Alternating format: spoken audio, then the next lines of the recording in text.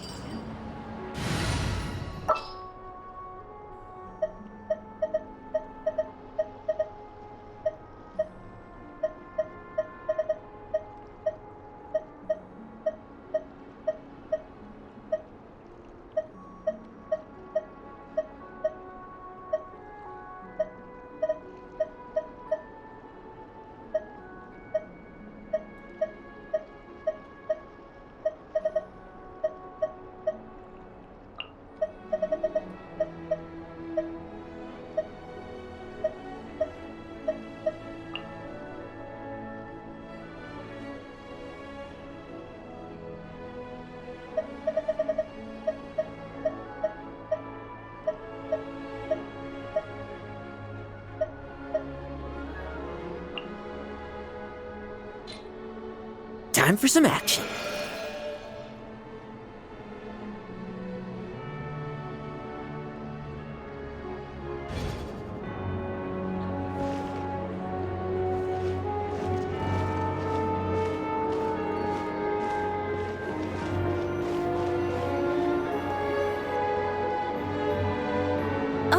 Miss Vodyanitsa, prima donna of the Korolievsky troupe. What a surprise meeting you here! Will you be sitting in on a session of the Vetcha? Sorry, I'm not taking interviews today. Oh good, you're here. The session's about to begin. Let's get inside. Please wait, Miss Vodyanitsa. Could you introduce me to your new friend?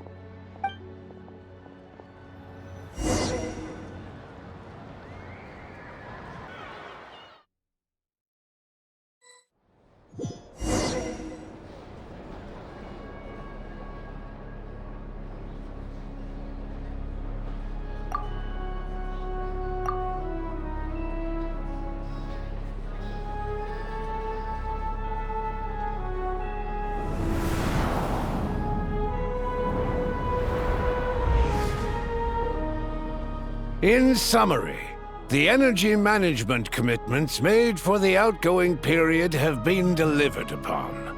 Furthermore, both the production and consumption of Kresnik Crystal show clear signs of stabilizing. The relevant agencies have assessed the present circumstances and determined that the status quo can be sustained until the next period. For detailed statistics, I would refer you to the industry reports that have been distributed to all persons present. It should also be noted that while the recent blizzards have led to a significant increase in people's energy expenses, this is strictly a short-term phenomenon associated with a remotely located monster. Her Majesty the Tsaritsa is giving her full attention to this matter. We should have every confidence that it will be dealt with swiftly and conclusively. A financial report on disaster relief is also present in this report, courtesy of Pantalone.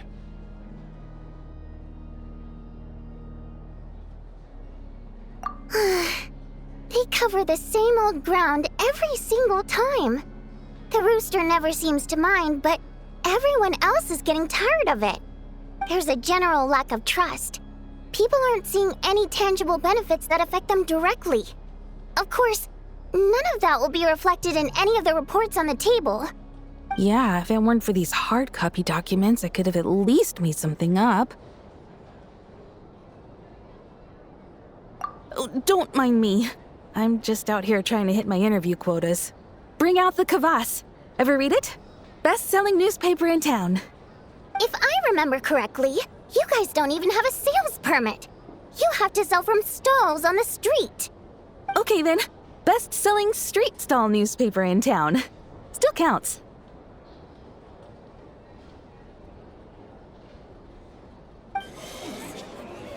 Order! We will now open the floor to the representatives. If there are no further substantive issues to discuss, we will then proceed to a vote on this motion. Snezhnaya has a long tradition of treating members of the Fatui armed forces and their dependents favorably.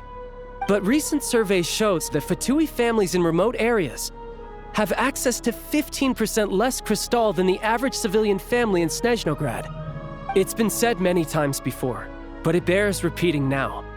There needs to be a clear and consistent rationale behind how crystal is allocated, or we will soon face immense public backlash.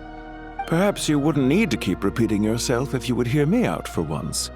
I say again, true consistency exists only in principle. In the real world, fairness is relative. You appear to treat resource allocation as a simple function of production and population. So what about when the equipment used in production breaks down? Have you factored that into your equation? And do you even know how long it's been since Snezhnaya last conducted a census? If I knew the answers to questions like that, I'm sure I'd be a very wealthy man. And I doubt I'd be going by child. I'd like to bring the focus back to the specific issue I raised. Or do you wish to deny that favorable treatment for Fatui dependents is our long-standing policy? It's easy to be a critic when there's no accountability. That seems to be a running theme in the anti-Project Stuja cohort. Defeat the ringleader and all other problems will magically resolve themselves. That's what they seem to think. But in case you aren't aware, not one jot in my report would change whether Project Stuja continues or not. So you have no intention whatsoever of finding a solution to this problem? On the contrary, I'm the only one here who ever brings solutions. Child opened by speaking up for the armed forces. Regrator struck back with style and a war of words ensued.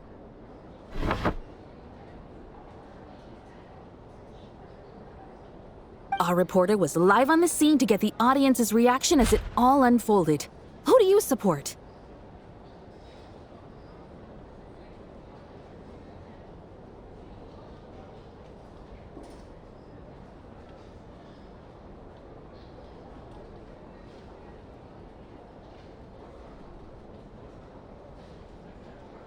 The people have spoken! Child received raucous applause from the crowd as he pushed Regrator onto his back foot with a relentless barrage of questions. It had to be seen to be believed. Now you see why they don't have a sales permit.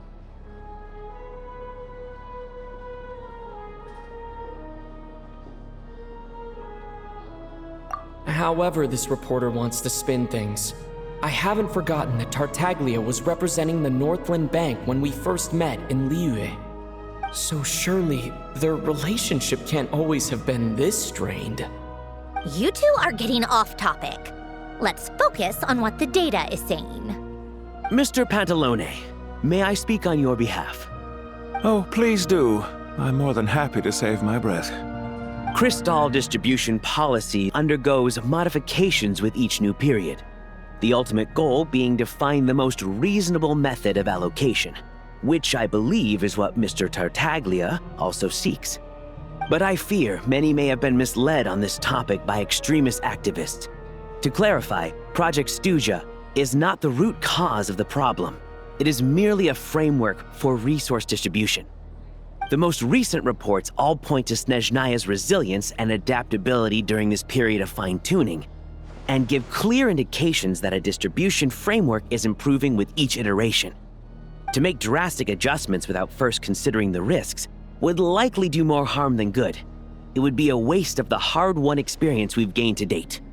Renowned scholar of finance, Arapov spoke up to clarify the fiscal logic, clearly alluding to social organizations like the Rokot in his words.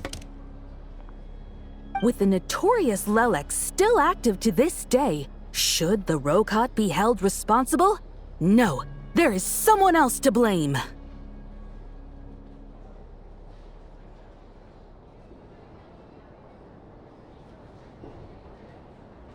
She's just rephrasing what Mr. Pantalone said. The Rokot are the critics he accuses of taking no responsibility for their actions.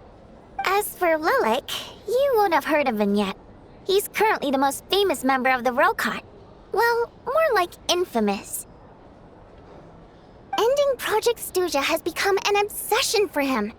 Unlike the more decent ones among us, he believes that votes in the Vetcha are all that matter. So whether it's threats, coercion, or bribery, he'll use whatever means necessary to get people to change their vote.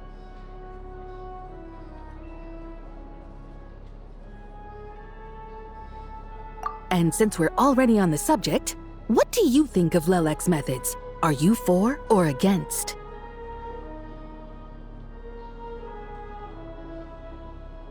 Yes, don't we all? Lelek's supporters grow in number by the day. We stand with Lelek!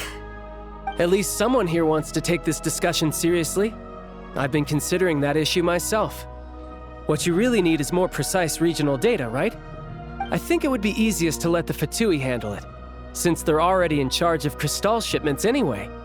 We may as well get them to collect some data while they're at it. Whatever you need, you can ask the Fatui to look into it for you. In terms of supervision, I think the Druzhna would be a good fit. I had hoped to discuss this with Miss Vesna, but sadly, she's not present. I will be happy to take a note of your suggestions and present them to Commander Vesna for a decision upon her return. The Commander has always taken a keen interest in Project Stuja. However, given the Druzhna's demanding workload, I'm afraid it may prove difficult for them to provide any practical support. Let us refrain from jumping to conclusions until a concrete and actionable plan is in place. My apologies, Lord Rooster. There are numerous issues to address here, including manpower, time sensitivity, and reporting lines. Nevertheless, I support drafting a proposal. Follow the usual procedure, and it can be raised as a new motion for all parties to evaluate at the appropriate time. In that case, I'd like to share one thought before the proposal is drafted. The issue of time sensitivity was raised just now, which I presume relates to the official reports. In fact, the Energy Commission already collects regular statistics on each urban center and its surrounding area. Would these be of any use? That's a good idea.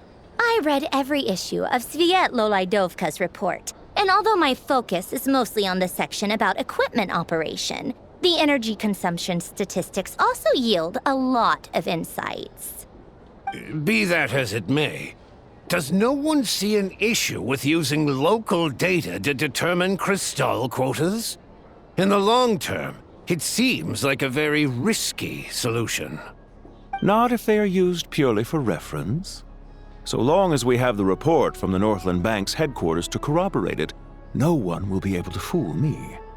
Very well then. It appears that this arrangement is acceptable to all parties. Yeah, sounds good to me. The members reached a provisional consensus on the issue of improving treatment for Fatui soldiers.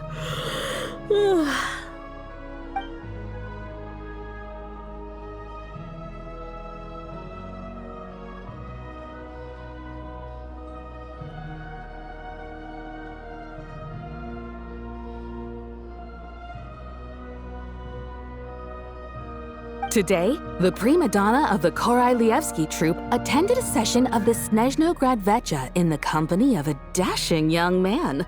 The question on all our minds is, what is the true nature of their relationship? Write anything like that again, and I'm revoking your permission to interview the troupe. Got it?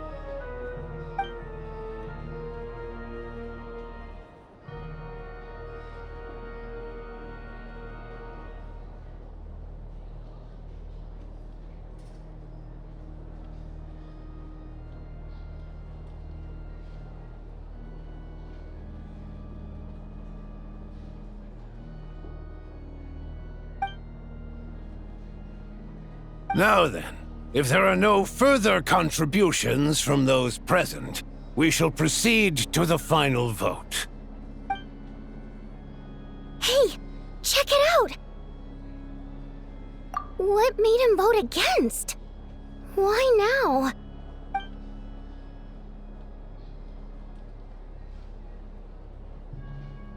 The votes have been tallied.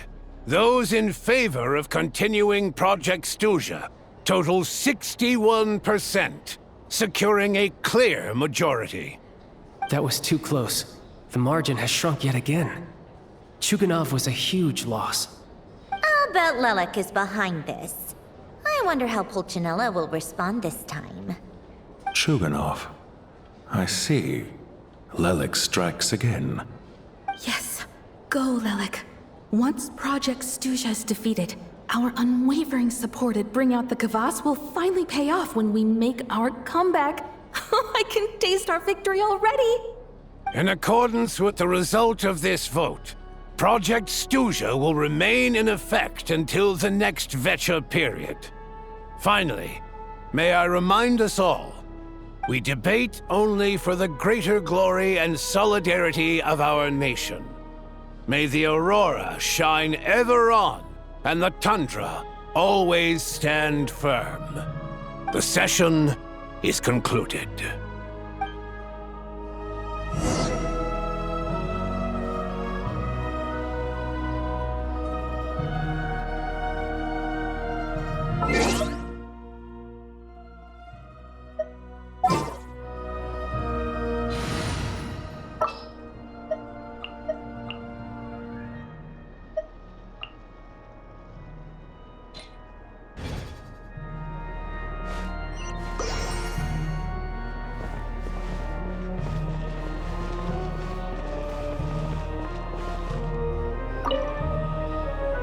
I have to say, I really wasn't expecting Chulkanov to vote against Project Stusha.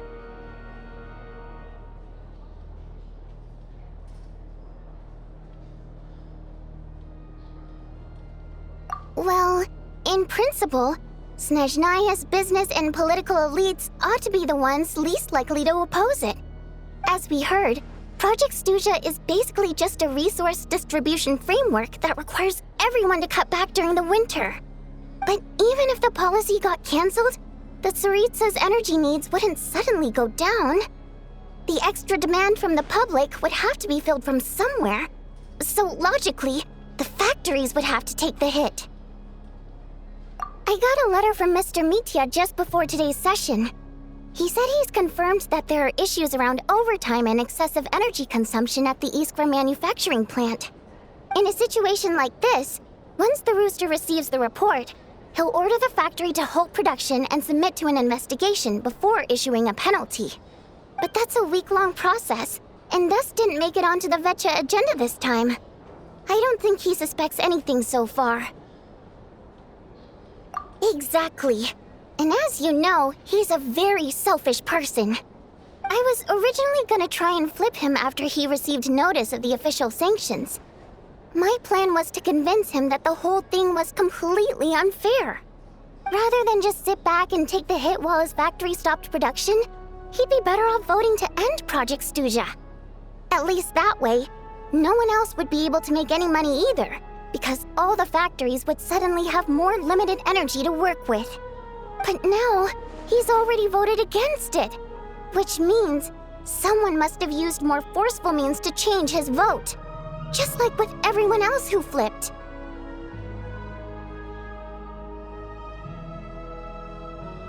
Yeah, no one knows why Lilac is so obsessed with ending Project Stusha, but by the looks of it, he's inching closer and closer to success. Lelik must have strong motivations, given how he'll stop at nothing to achieve his goal. Maybe he knows the full truth of Project Stusha. Maybe my next step should be to focus on him. All right. What are your plans for the rest of the day? Shall we head out? Hey, comrade. I noticed you were here during the debate. I didn't take you for a political enthusiast. Greetings, Harbingers.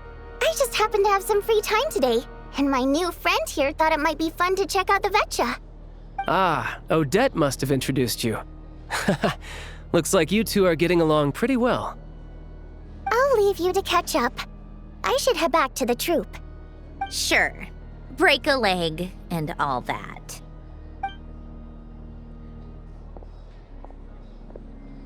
Thought it might be fun to check out the Vetcha, did you? Things are never that simple with you, Traveler. There's no way you're here for kicks and giggles. Tell me I'm wrong. Oh, yeah. To some, he's a captivating enigma. To others, he's the bane of their existence. No one ever thought that some anonymous nobody from the Rokot could cause such a stir. Huh? You want to look into Lelik? Then I'm sure his days of anonymity are numbered. What do you think, Sandrone?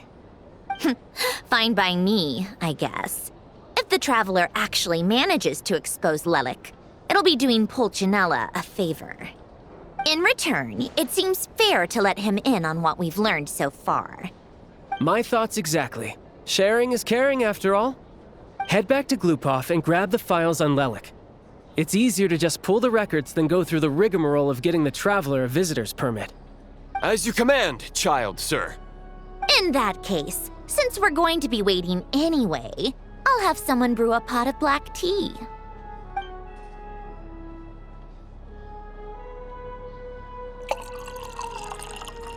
One common thread among the many incidents Lelik has been involved in is that the victims are all too scared to share any real information about him. Clearly, he must have threatened them in some way. His modus operandi is to silently infiltrate the scene and leave a threatening letter behind. But neither the letters nor the crime scenes ever yield any clues to his identity. So all these files have to offer are short statements by the people affected. They don't give us a lot to go on. If nothing else, it shows we're dealing with a trained professional who's versed in counter surveillance. Yes, and to that point, he often strikes in highly secure locations. The victims are high-ranking and influential people who take their personal security very seriously. Somehow, Lelik slips right into their rooms without making a sound. There's never any eyewitnesses, nor the slightest trace of a break-in. If he can get in and out undetected, it means he can strike without warning. Not that that's ever happened so far, but the thought is enough to scare these people sleepless. It's hard to believe that a human being could pull this off flawlessly every time, so they switched the focus of the investigation to Faye. Unfortunately, no one's found anything yet. Careful, don't underestimate me. Although truth be told, I'd probably find it hard not to blow my cover. Direct confrontation is more my style. We haven't ruled out the possibility of Lelik being human. It's just, there can only be a handful of people in all of Teyvat who'd fit the profile. Faye, on the other hand, plenty would have the ability, but few would have the motive.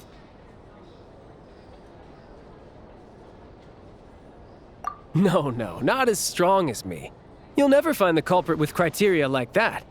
Let's go with a little weaker than me.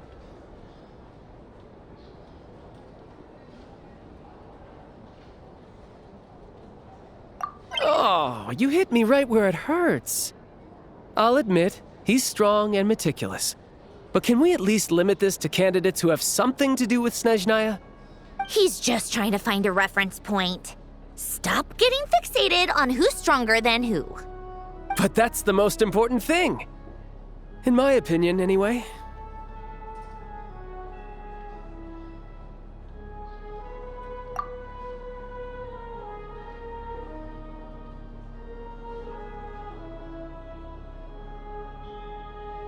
Odette? Yeah, that seems about right. Her skills are solid, and she's always calm under pressure. Except she's Fatui, so the likelihood of her working against us is pretty low. But yeah, much more accurate than your previous example, at least. No, wait a moment. Maybe we should interrogate that assumption. What do you mean? Which assumption? Her Fatui identity doesn't necessarily exonerate her. And when you think about it, the Rokot would be precisely what she needs to conceal her identity. Plus, she wouldn't need to be such a pro at covering her tracks. She'd already know where the Fatui will be and when, so she could choose the perfect time to act. Oh, yikes. I was just thinking out loud. Why is this starting to sound like such a convincing theory? Still, what reason could Odette possibly have for trying to call off Project Stuja? Arlecchino would be the best person to ask. She knows Odette best. Unfortunately, she isn't back yet.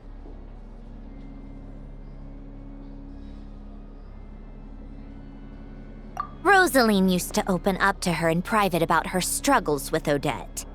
As I'm sure you can imagine, Arlecchino is quite a lot better with children than Rosaline was. She gave her some tips on how to handle the situation, and Rosaline managed to reach a settlement with Odette before leaving. So I suppose there were at least no lifelong regrets left behind. Beyond that, I don't know the details about that side of things. But I do know that Odette definitely has a motive to hold a grudge against Project Stuja. The reason being, her father passed away during the early stages of the project.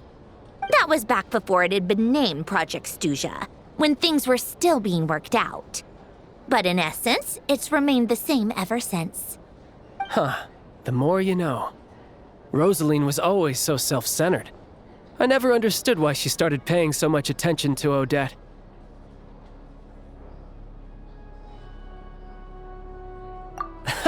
Is that such a surprise? If you cast your mind back, you may remember that Rosaline and I weren't exactly close. We had tea together a few times, but that was about it. Odette's past is no secret. Her father was a fatus and her mother was a very famous ballerina.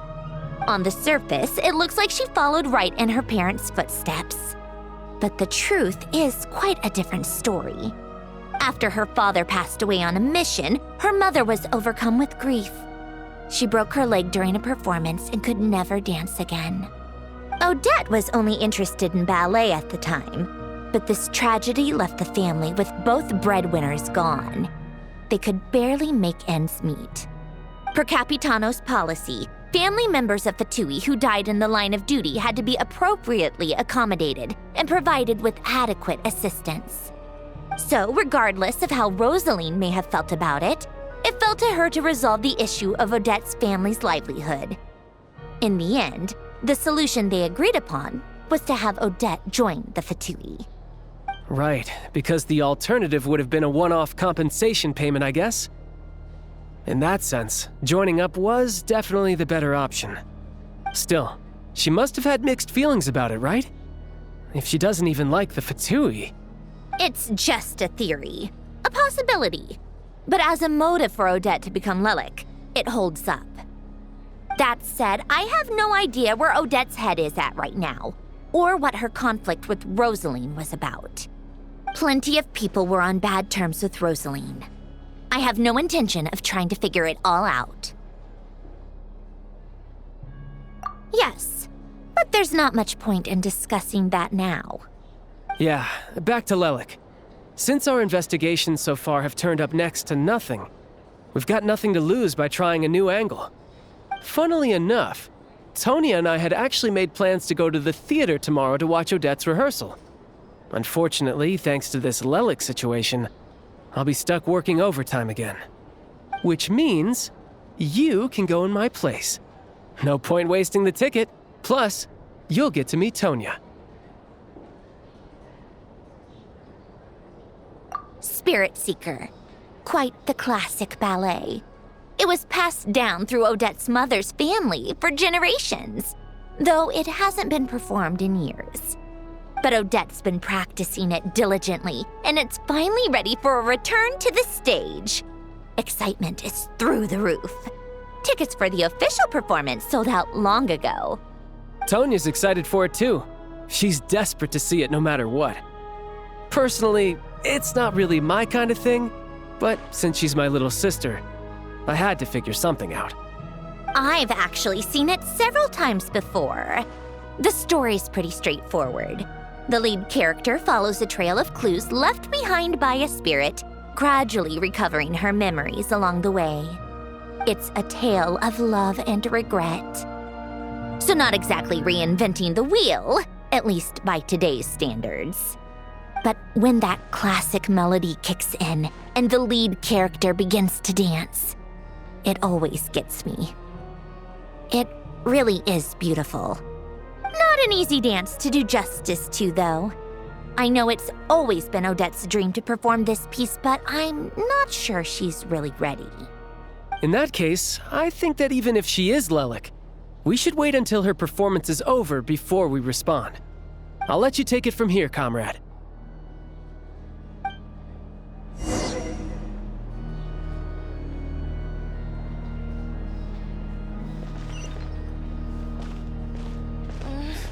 Only I had been born in a romantic time like that.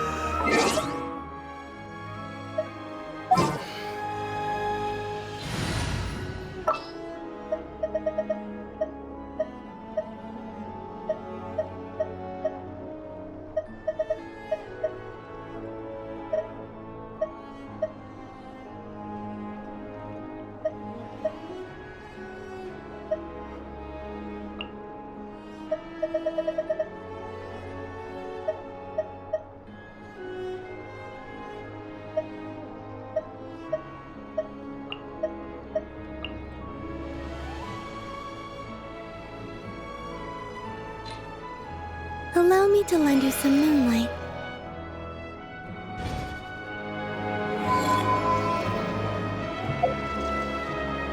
Keep your voice down.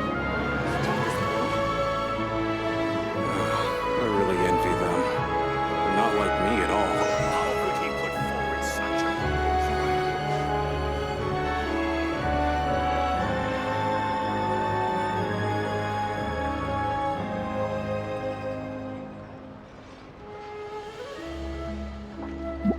Keep your voice down. We can talk this through.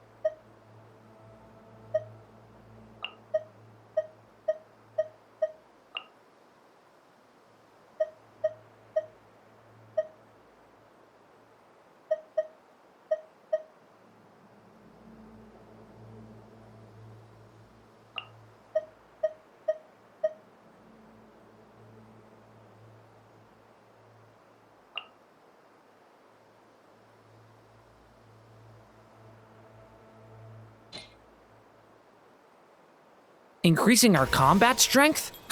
I'll do my best.